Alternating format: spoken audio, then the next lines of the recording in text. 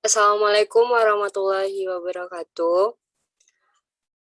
Baiklah, kami dari kelompok 6 akan mempresentasikan hasil diskusi kami tentang pemeliharaan dan reliabilitas yang beranggotakan yang pertama Afifa Ayu Anggesti, yang kedua Nadira Elvareta Prizilia, yang ketiga Rifa Dagusti, yang keempat Evan Sepana, yang kelima Rama Argiola, keenam Andre Suti Anggara, 7 Rika Azahra, dan terakhir saya sendiri Reski Alwina. Baiklah, untuk yang pertama saya akan menyampaikan sendiri.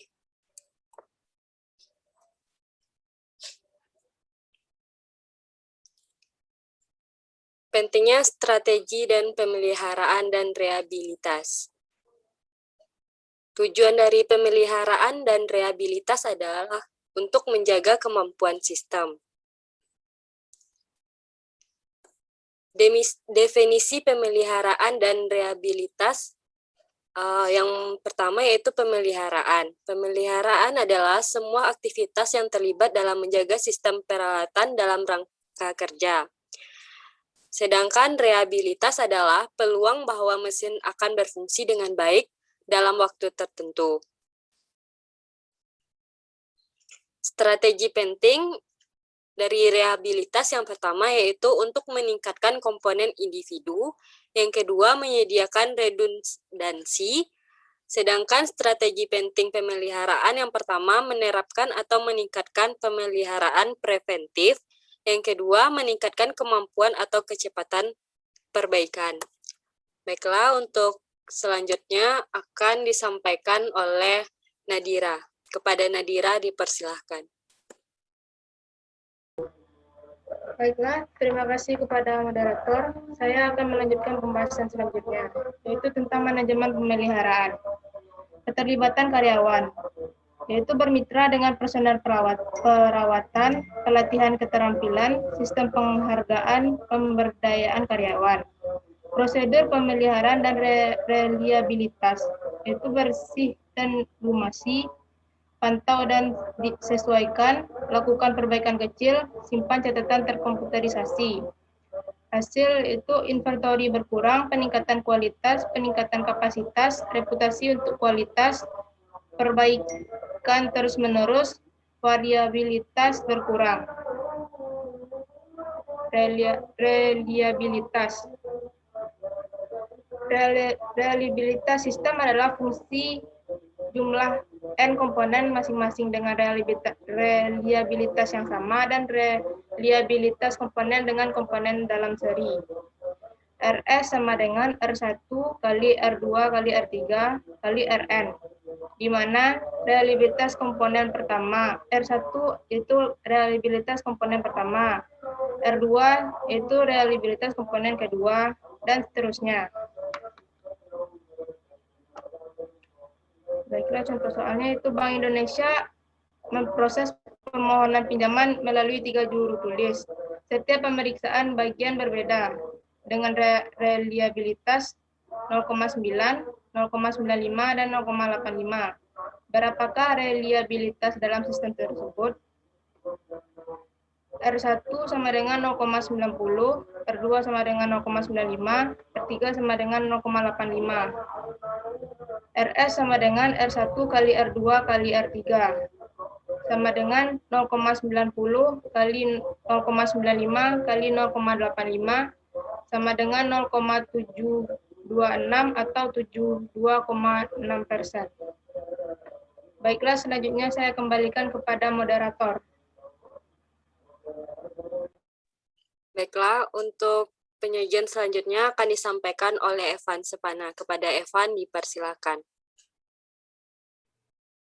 Baiklah, kepada moderator, saya akan melanjutkan pembahasan pertama yaitu FR sama dengan jumlah kegagalan dibagi dengan jumlah unit yang diuji dikali 100%.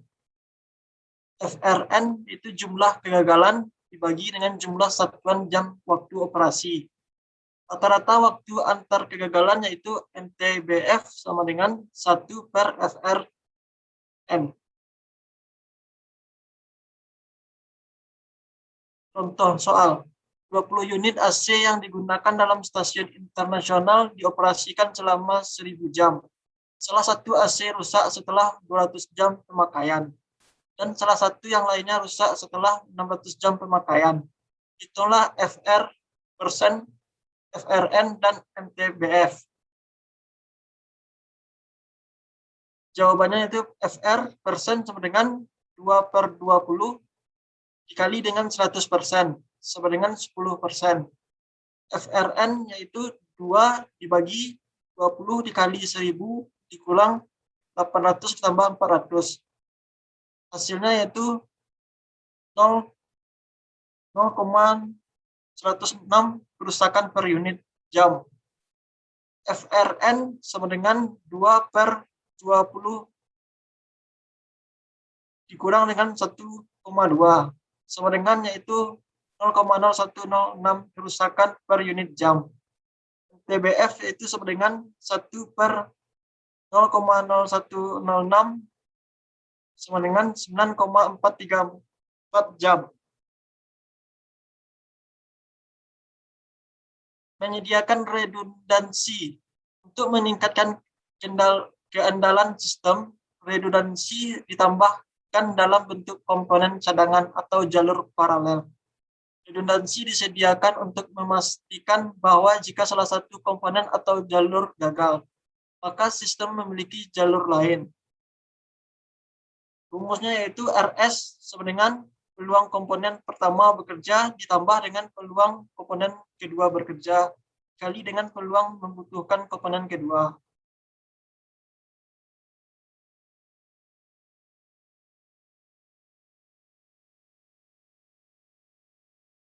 Baiklah, saya kembalikan kepada moderator. Terima kasih Evan. Untuk penjabaran materi selanjutnya akan disampaikan oleh Rama Ardiola. Kepada Rama dipersilahkan.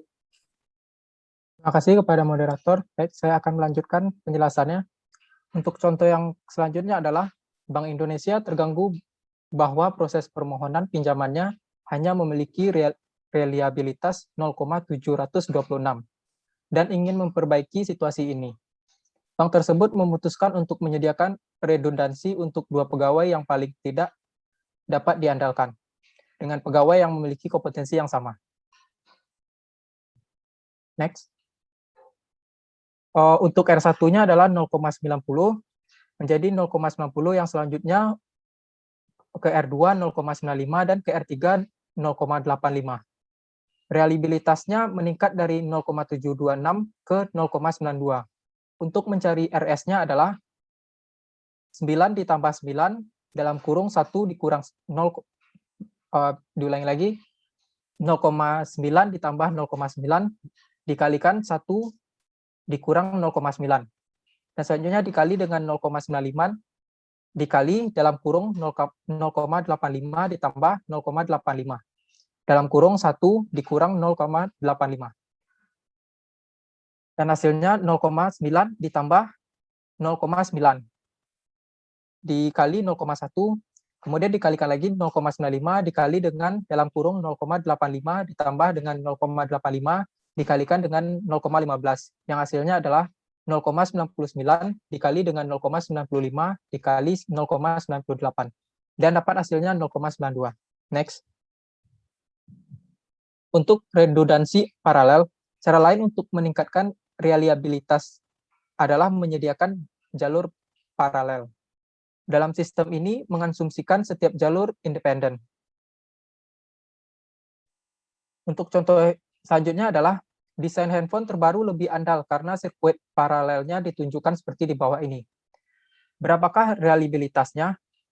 Untuk R1-nya 0,95, R2-nya 0,975, dan R3-nya 0,975 untuk jalur tengahnya, dan R4 0,95. Sekian dari saya kembalikan ke moderator. Terima kasih Rama. Untuk selanjutnya akan disampaikan oleh Rifa Dagusti. Kepada Rifa dipersilahkan. Baiklah, saya akan melanjutkan pembahasan untuk contoh 4, R1 yaitu 0,95, R2-nya 0,975, R3 0,975, R4 yaitu 0,95. Untuk reliabilitas jalur tengahnya adalah R2 dikali R3, yaitu 0,975 dikali 0,975 sama dengan 0,9506. Peluang kegagalan pada 3 jalur, yaitu 1 dikurang 0,95 dikali 1 dikurang 0,9506 dikali 1 dikurang 0,95, sama dengan 0,05 dikali 0,0494 dikali 0,05, yaitu 0,00012. Untuk reliabilitas dari desain baru adalah 1 dikurang 0,00012, hasilnya adalah 0,99988. Untuk selanjutnya yaitu pemeliharaan. Pemeliharaan ada 2, yaitu pemeliharaan pencegahan atau preventive maintenance, mencakup pelaksanaan inspeksi rutin dan perbaikan, serta menjaga tempat fasilitas dengan melakukan perbaikan yang tepat. Yang kedua, ada pemeliharaan kerusakan atau breakdown maintenance, terjadi ketika perlengkapan mengalami kegagalan dan harus diperbaiki berdasarkan darurat atau prioritas. Selanjutnya, yaitu mengimplementasikan pemeliharaan pencegahan. Adanya kegagalan terjadi pada tingkat yang berbeda selama usia produk. Tingkat kegagalan awal yang tinggi disebut sebagai kegagalan awal atau infant mortality akan terjadi pada banyak produk. Inilah mengapa banyak perusahaan elektronik yang memeriksa produk mereka sebelum pengiriman. Yang selanjutnya yaitu sistem pemeliharaan yang terkomputerisasi. Untuk berkas data, terdiri dari berkas perlengkapan dengan daftar suku cadang, pemeliharaan dan jadwal urutan pekerjaan, berkas kumpulan perbaikan yang lalu, persediaan suku cadang, dan kemudian ada data personal yang berisi keterampilan upah dan lainnya. Kemudian untuk pemasukan data, ada permintaan pengerjaan, permintaan pembelian, pelaporan waktu, dan kontrak pekerjaan. Selanjutnya ada laporan output, terdiri dari laporan persediaan dan pembelian, daftar suku cadang perlengkapan, laporan kumpulan data mengenai perlengkapan tahun-tahun yang lalu, ada analisis biaya, aktual versus standar, dan yang terakhir yaitu urutan pengerjaan. Saya kembalikan kepada moderator. Baiklah, untuk selanjutnya akan disampaikan oleh Andre. Kepada Andre dipersilakan. Terima kasih moderator. Saya akan melanjutkan presentasi dari kelompok kami, yaitu biaya pemeliharaan. Dapat kawan-kawan lihat di tabel di sebelah kiri, pandangan pemeliharaan tradisional. Dalam pandangan tradisional, manajer operasi mempertimbangkan sebuah keseimbangan di antara kedua biaya, yakni dengan mengalokasikan lebih banyak sumber daya ke pemeliharaan pencegahan yang akan mengurangi banyaknya kerusakan. Walaupun demikian, pada beberapa hal, penurunan biaya pemeliharaan kerusakan mungkin lebih kecil daripada meningkatnya biaya pemeliharaan pencegahan. Biaya pemeliharaan dapat juga kawan-kawan lihat di grafik di sebelah kiri. Penggambaran biaya pemeliharaan yang baik, biaya total minimum ketika sistem tidak rusak dengan asumsikan bahwa semua biaya potensial yang berkaitan dengan kerusakan telah diketahui. Maka karyawan operasi dapat menghitung tingkat optimum aktivitas pemeliharaan berdasarkan teori.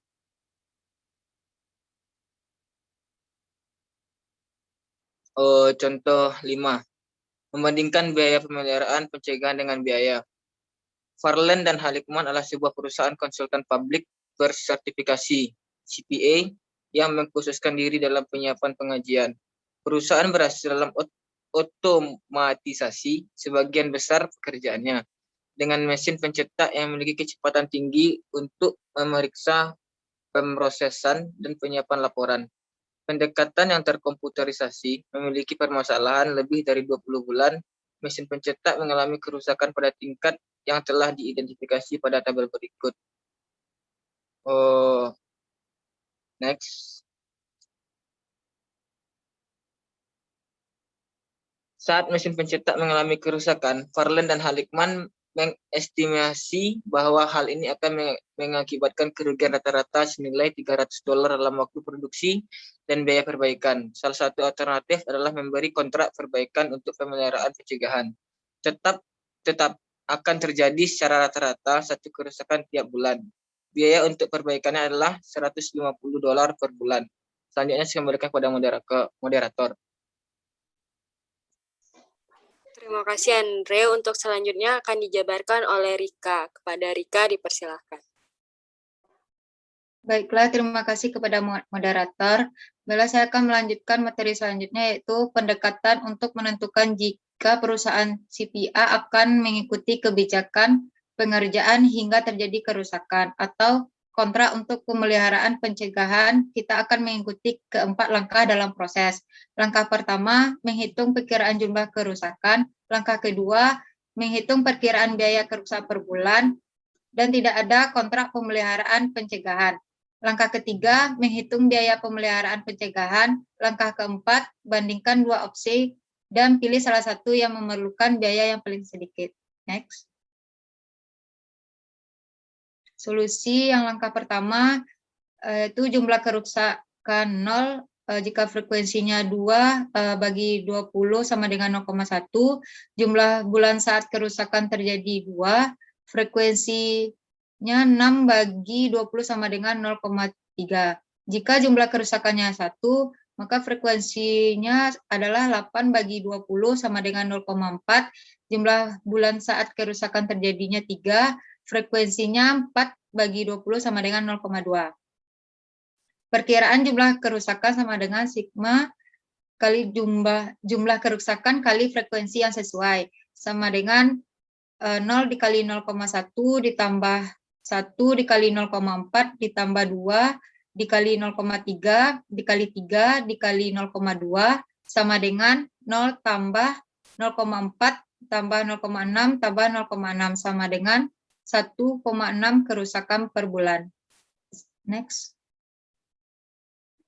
Langkah keduanya, perkiraan biaya kerusakan sama dengan perkiraan jumlah kerusakan dikali biaya per kerusakan sama dengan 1,6 dikali $300 sama dengan $480 per bulan. Langkah ketiga, biaya pemeliharaan pencegahan sama dengan biaya kerusakan yang diperkirakan jika kontrak perbaikan ditandatangani dikali biaya kontrak perbaikan.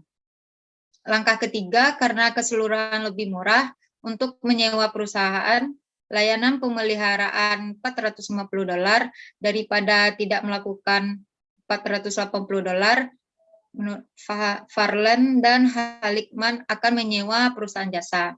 Next. Wawasan, menentukan perkiraan jumlah kerusakan untuk tiap-tiap opsi sangat penting dalam pengambilan keputusan yang tepat. Hal ini biasanya memerlukan catatan pemeliharaan yang baik. Baiklah, saya kembalikan kepada moderator.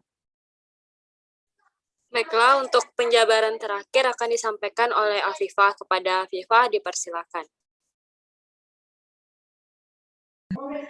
Terima kasih moderator. Baiklah, saya akan melanjutkan pembahasan mengenai meningkatkan kapabilitas pemeliharaan.